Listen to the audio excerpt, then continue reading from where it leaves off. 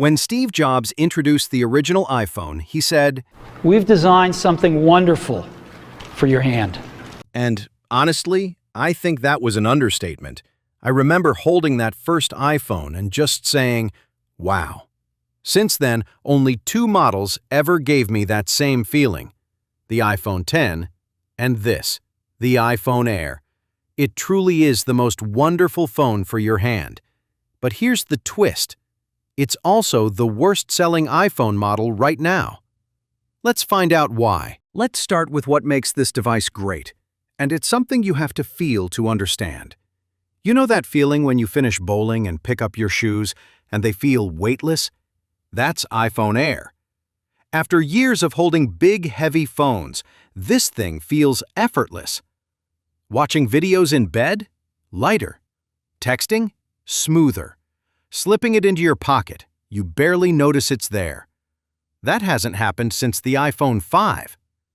But here's the problem. Most people don't care about feel.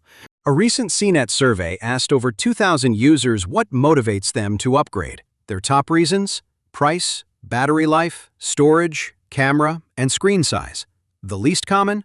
AI features, color, thinness, and ecosystem changes. That means iPhone Air's biggest selling point, its thin design, appeals to only about 7% of customers.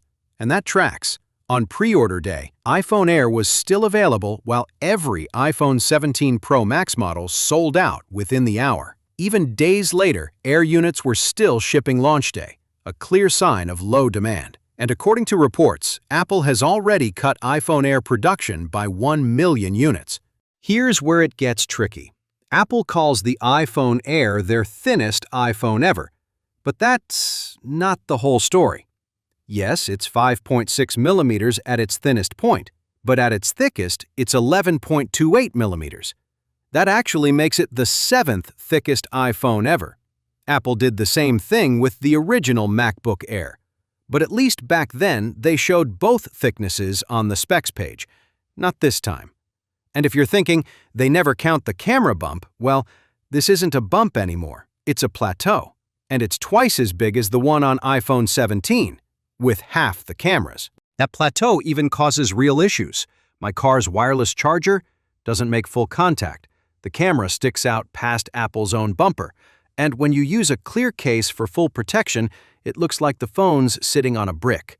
So yeah, it's thin, but only in some places.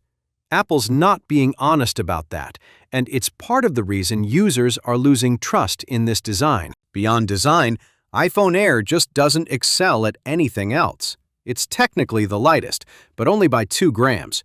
Its display, just 3% larger.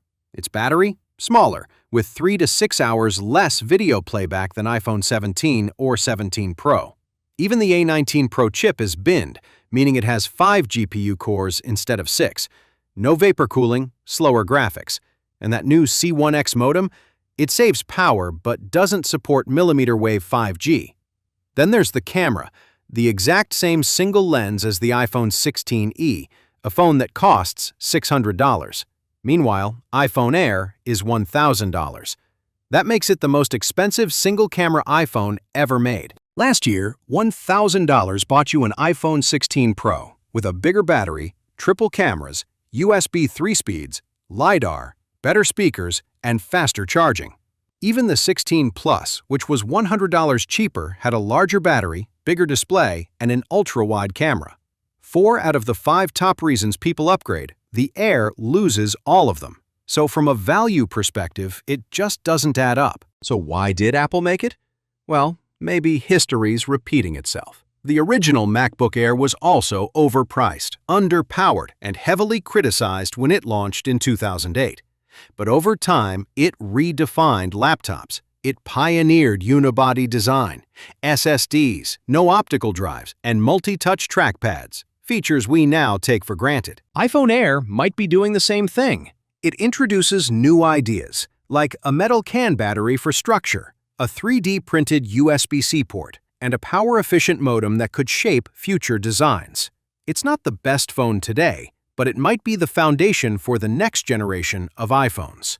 Just like the MacBook Air, ahead of its time. This is Everything Apple Design. Thanks for watching till the end. If you enjoyed the breakdown, don't forget to like, subscribe, and I'll see you in the next one.